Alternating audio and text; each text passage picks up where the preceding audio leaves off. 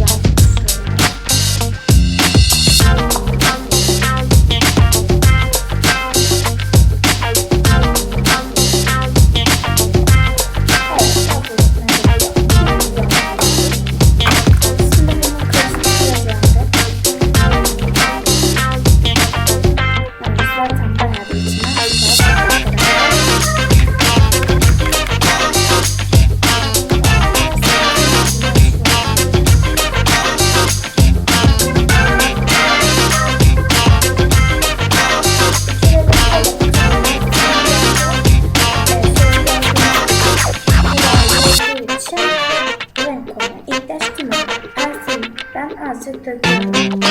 İnşallah olur.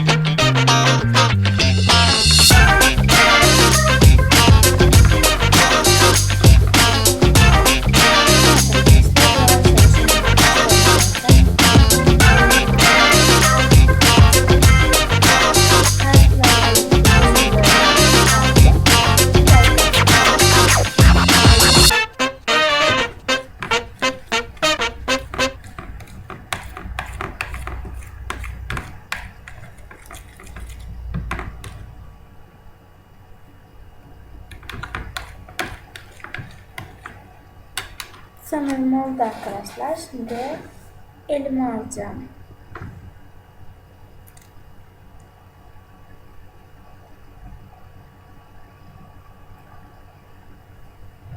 Şöyle gördüğünüz gibi böyle oldu arkadaşlar.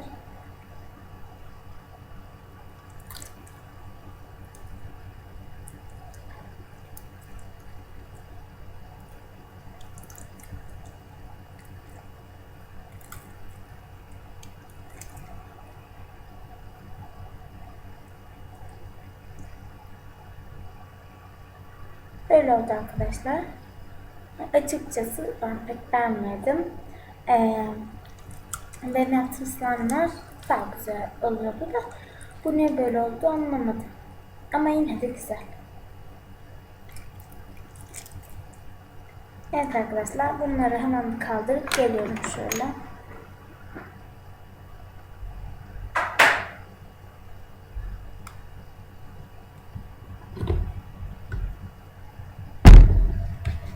Evet, şunu burada bir oynayalım.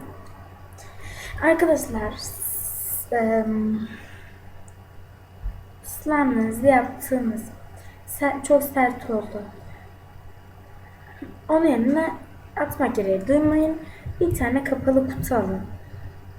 Ya da elinizde varsa hamur kutuları da olabilir. Slime'larınızı onun içine koyun. Bu şekilde slime'larınız daha yumuşak olacak. İlk yaptığınızdan daha da yavaş olacak. Pardon.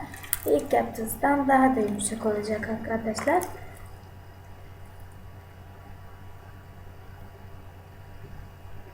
Gördüğünüz gibi böyle oldu slime. Evet arkadaşlar, kanalıma abone olmayı unutmayın. Sizleri çok seviyorum. Beğen tuşuna da basmayı unutmayın arkadaşlar. Bir dahaki videomda görüşmek üzere. Sizleri çok seviyorum.